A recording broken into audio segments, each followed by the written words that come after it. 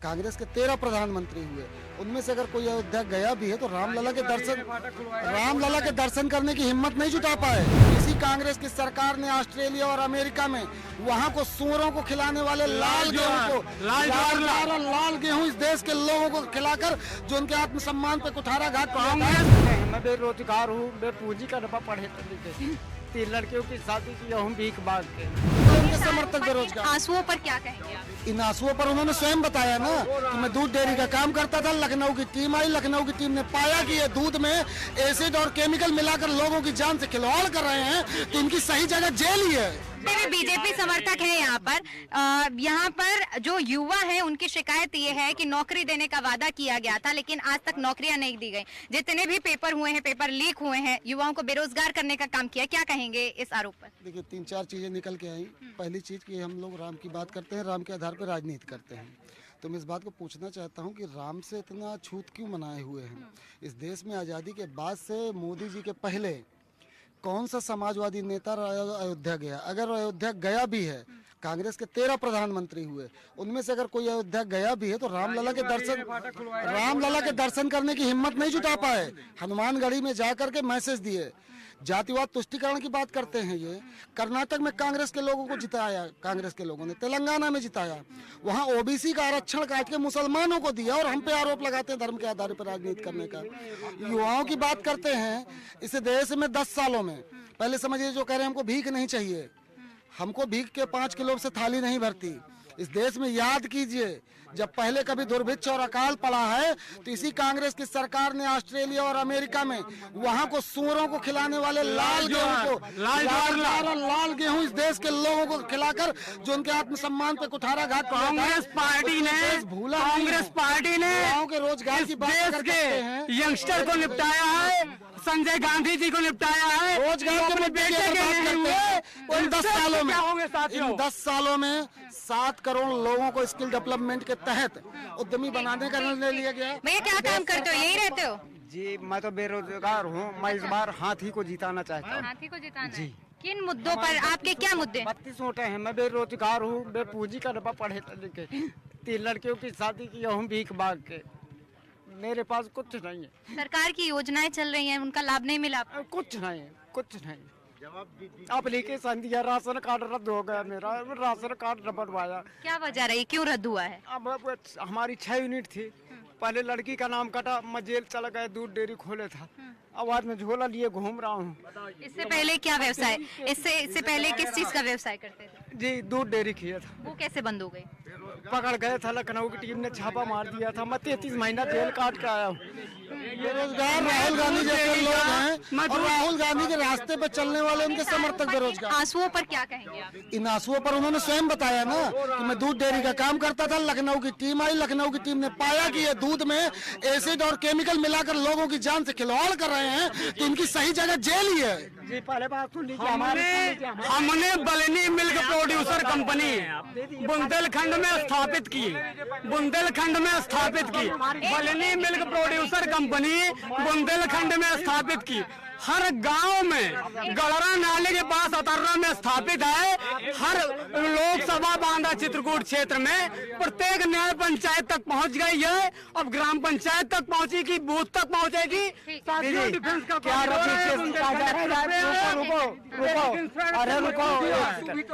पहले मैं आपसे उम्र में बड़ा हूँ। आप लोगों ने क्या मन बनाया, क्या काम करते हैं? मेरी बात सुन, हम तो पहले मेरी सुन लीजिए। आप रजिस्ट्रेशन के माल में क्या मिलावट नहीं है दीदी? कोई ईमानदारी में पा जाएगा खाने को, तो दीदी मेरी सहायता करो, चाहे जैसा हो। हमारी 32 वोट है, हमें हाथी को देना है। ठीक है, आप लोगों ने क्या मन बनाया इस बार? क्या लिए? किसको वोट देने वाले हैं, किसको जिताने वाले हैं? जिताएंगे जिसको, भाई तो कोई नहीं है दिमाग में बात। ठीक है, और भी लोग हैं, और आप लोगों का क्या मन है? 2018 से लेकर अभी तक कोई शिक्षक भर्ती यूपी में नहीं आई। सीट खाली है तो आप शिक्षक भर्ती क्यों नहीं दे रहे हैं? इतने दिन हो गए। 2021 में एक बार उन्होंने 10,000 या 15,000 भर्ती निकाली, घोषणा की, लेकिन इसके बाद वो भी अभी तक नहीं आई। 2024 चल रहा है, 2018, 19, 20, 21, 22, 23, 24, 2024 7 साल से कोई भी शिक्षक भर्ती नहीं आई है। और सीटें यूपी में बहुत खाली है, लेकिन अभी तक कोई शिक्षक भर्ती नहीं आई। हम चाहते हैं कि यहाँ शिक्षक भर्ती आए, जो योग्य होगा वो उसका चयन होगा, जो योग्य नहीं होगा उसका चयन नहीं होगा। अगर 10,000 आए 5,000 आए इससे कोई मतलब नहीं है। अगर सीट यूपी में खाली है तो आप उनको भरिए, स्टूडेंट है। बाकी अगर हम लोग, लेकिन वो लोग कहते हैं कि हमने पारदर्शिता लाई है। अगर नतीजों की बात करें तो जिस तरह से 5-5 सालों में एक करके बात सुनिए। पारदर्शिता के लिए हम मानते हैं, पारदर्शिता ही, हमें कोई दिक्कत नहीं है। लेकिन अगर यहाँ पे शिक्षक भर्ती खाली है, पद खाली हैं, तो आप उनको भरिए, हमें उनसे कोई शिकायत नहीं है। बाकी व्यवस्थाएं सारी सही है, लेकिन अगर वैकेंसी 2017-18 से अभी तक नहीं आई है तो क्यों नहीं आई? और अगर भर्ती खाली ना हो तब की बात अलग है, अगर पोस्ट खाली है तो आप भर सकते हैं। ठीक है, आपके सवाल का भी जवाब लेते हैं। और कोई अपनी बात रखना चाहता है यहाँ पर? बिल्कुल, बात करते हैं विकास की। तो मैं रहता हूँ नारायणी विधानसभा की अतर्रा ग्रामीण में बात, और नारायणी बांदा विधानसभा में लगभग 4 विधायक आते हैं अपने अंडर पे। भारतीय जनता पार्टी का जिला अध्यक्ष अतर्रा में रहने वाले, भारतीय जनता पार्टी के नगर पालिका अध्यक्ष, और बात करते हैं नारायणी विधायक, वो भी भारतीय जनता पार्टी के। अतर्रा में आप लगभग आई होंगी, तो आपको अतर्रा में क्या विकास दिखा है? मैं आपसे पूछ रहा हूँ, आपको अतर्रा में क्या विकास दिखा? अभी इससे पहले भी ओम मणि वर्मा जी से भी पहले विधायक रहे राजकरण कबीर, वो भी भारतीय जनता पार्टी के थे। उन्होंने 5 साल के अपने कार्यकाल में उन्होंने क्या किया? स्टेशन रोड नहीं बनी, स्टेशन रोड अब बनी है, और अब बनी है, मैं कहता हूँ ठीक है आज, लेकिन स्टेशन रोड का हाल देखिए, उसमें धूल निकलने लगी। और भी बहुत सारी बातें हैं अतर्रा में। अच्छा, कहने का मतलब ये है कि अगर इस क्षेत्र की बात करें तो सड़कें बदहाल हैं, युवा बेरोजगार हैं, इन पर क्या कहेंगे? देखिए, इस देश में मैं बता दूं, बांदा जनपद की अगर आप बात कर रहे हैं ऑन रिकॉर्ड, पहले तो भैया एक तो गलत तथ्यों को आपके सामने रख रहे थे कि इन 5 सालों में शिक्षकों की नियुक्ति नहीं हुई। इन 5 सालों में केवल उत्तर प्रदेश सरकार ने विज्ञापन संख्या 48, विज्ञापन संख्या 49, विज्ञापन संख्या 50 के तहत उच्च शिक्षा में पदों की भर्ती की, 29,000 माध्यमिक शिक्षा में भर्ती की, लगभग 2.25 लाख प्राइमरी के टीचरों की भर्ती हुई है। ये सरकारी नौकरियां हैं सीधे सीधे। हम मोदी जी ने घोषणा दी है, जो आवास के विषय आया था कि हमने इन 10 सालों में 4 करोड़ आवास दिए हैं, आने वाले 5 सालों में 3 करोड़ नए आवास देंगे। अच्छा, अखिलेश यादव एनडीए की ओर से जो नारा दिया गया है उसे एक जुमला बता रहे हैं 400 पार को। देखिए, बहुत स्पष्ट रूप से ईमानदारी की बात, इस बात को समझिए कि लोकसभा का चुनाव है, देश में बहुमत पाने के लिए 272 सांसदों की आवश्यकता है। भारतीय जनता पार्टी के अलावा इस देश में कौन सी ऐसी पार्टी है जो 272 सीटों पर लड़ रही हो? यहाँ तक कि कांग्रेस सबसे बड़ी पार्टी है विपक्षी दल, वो भी 233 सीटों पर लड़ रही है। समाजवादी पार्टी एक सीट में उत्तर प्रदेश में सिमट गई थी विधानसभा चुनाव में। बहुजन समाज पार्टी का ये हाल हुआ था, उमाशंकर सिंह जी व्यक्तिगत जीते थे, आराधना मिश्रा मोहना जी व्यक्तिगत जीती थी, जो प्रमोद तिवारी जी की बेटिया है। जीतने का कोई लड़ाई नहीं है। साथियों, और राहुल गांधी जी विकास का रथ हमारे साथ ठीक है मेडी छोड़कर रायबरेली भाग आए हैं। चलिए, विपक्ष नहीं गए, लेकिन देश के शंकराचार्य क्यों नहीं गए हैं? ये बताएं, देश के जो मठाधीश हैं शंकराचार्य, वो क्यों नहीं गए? और सुन लीजिए, एक बार इसी तरह ये नहीं सुनिए। चलिए ठीक है, आपका सवाल जायज है, लेकिन आप एक बात समझिए, एक सवाल मेरा भी आपसे रहेगा।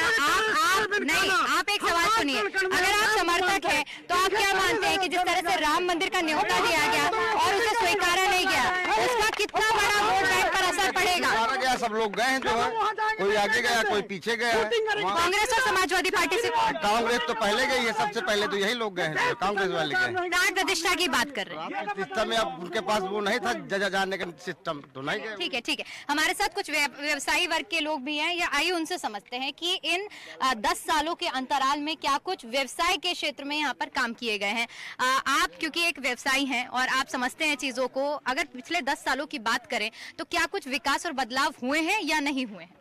इस सरकार में यहाँ का व्यवसाय या मध्यम वर्ग का व्यापारी पूरी तरह से चकनाचूर हो चुका है। हर व्यापारी पर केवल बड़े उद्योगपति ही सफल हैं, उन्हीं को पैसा कमवा रहे हैं, ये सरकार कमवा रही है। बीच का जो मध्यम वर्ग का व्यापारी है वो पिस रहा है हर तरह से। इस बार यहाँ का चुनाव बांदा लोकसभा का, चित्रकूट लोकसभा का पार्टी के बतौर पे नहीं हो रहा, कैंडिडेट के बतौर पे हो रहा है।